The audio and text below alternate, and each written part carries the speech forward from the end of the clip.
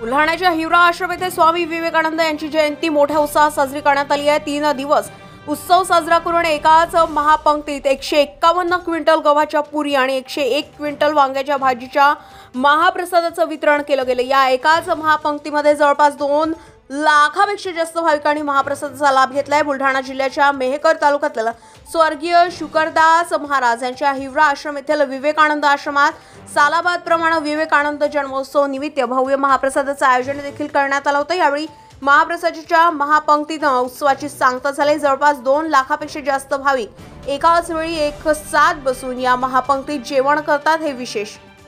1965 पासून हिवरा आश्रम येथे ही प्रथा सुरू आहे। समाजातील जातीभेद मिटावे म्हणून स्वर्गीय शुकदास महाराज यांनी ही प्रथा सुरू केली आहे।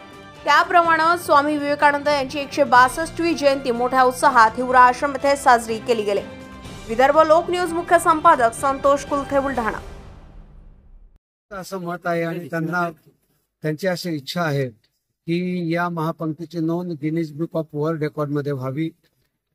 भाविकांना वाटतंय, लोकांना वाटतंय, सगळ्या देशभरातल्या लोकांना याची कल्पना आहे। संस्थेनं स्वतःहून कधी गिनीज बुकला म्हटलंही नाही। तो आमचा हेतू नाही, ते आमचं कामही नाही। लोकांना एक संघ करणं, विवेकानंदांच्या विचाराचा प्रचार प्रसार करणं, या ध्येयाशी आम्ही एकनिष्ठ आहोत आणि चिकटलेले आहोत। स्वामी शुकदास महाराजांनी केलेलं या अद्वितीय आणि अलौकिक कार्याचा प्रचार आणि विवेकानंदांच्या तत्वज्ञानाचा प्रचार एवढंच आमचं काम आहे। गिनीज बुकात नोंद हो न हो त्याच्याशी आम्हाला काही फरक पडत नाही। ही पंगत अशीच मोठी होत राहील। एक दिवस गिनीज बुक वाले काय सगळ्याच रेकॉर्ड वाल्यांना इथे यावं लागेल आणि बघावं लागेल आणि त्याची नोंद घ्यावी लागेल।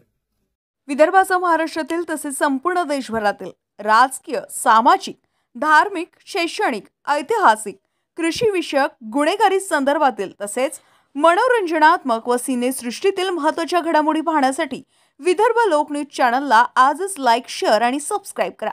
बातम्या किंवा जाहिरातीसाठी संपर्क करा।